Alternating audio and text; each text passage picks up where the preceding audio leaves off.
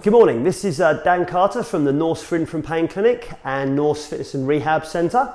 I want to take this moment to talk to you about lifting and lower back pain, okay? So, lower back pain, as we know, is really common. And some people suffer terribly throughout their lives, on and off, seeing the therapist at various times and still don't get a result. So what I want to just give you is a few tips on lifting and try and ease the pressure on that back. So here's the example, right? All of us do this. We're picking stuff off the floor, loading our dishwasher, whatever it may well be. And we go down to do it and we round our back, okay? And what's happening is that tissue on our back is elongating as we go.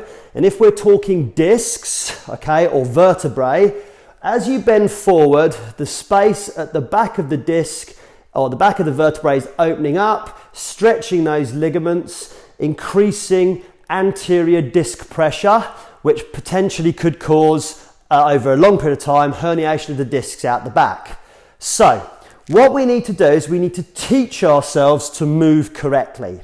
Now, the way in which we're going to do that is to understand how the back works. So, the way these large bits of soft tissue work, so we're going to collectively refer to them as the erector spinae for simplicity, is they have an angle of, or a grain if you like, and the grain sort of goes that way, okay?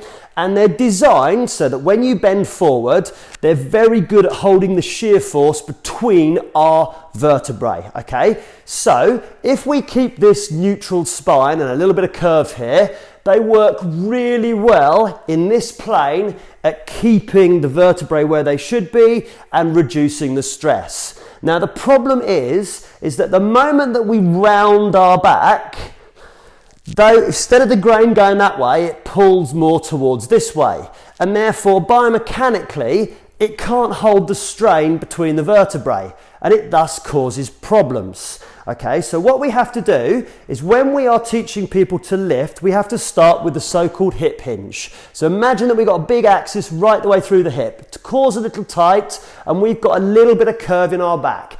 Chin up, chest up, think karate bow. And what we're going to do is we're going to push our bum backwards. And you'll notice that my back position has not changed. And we're going to repeat this position. Now what I often do is I put someone in the corner of the room, step away from the corner of the room, okay, and then I'm going to go move your bum backwards to find the corner of the room, to find the wall. And we practice this, okay? And then what I'll do is I'll throw in a Pilates roll down to contrast. Now Pilates roll down is a really good stretch. It's fantastic for stretching, but it's bad for biomechanical lifting.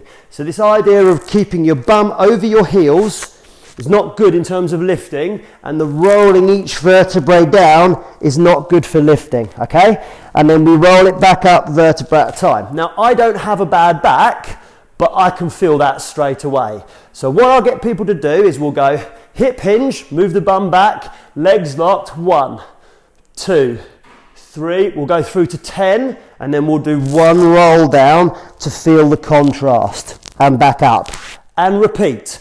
And that's a really good way to start your retraining of your back. You can do it with people who are not really bad, okay, because if they're really bad you've got to back off a bit, but as they start to come into that subacute phase, okay, but it's really important for long-term back pain to re-educate yourself on how to lift.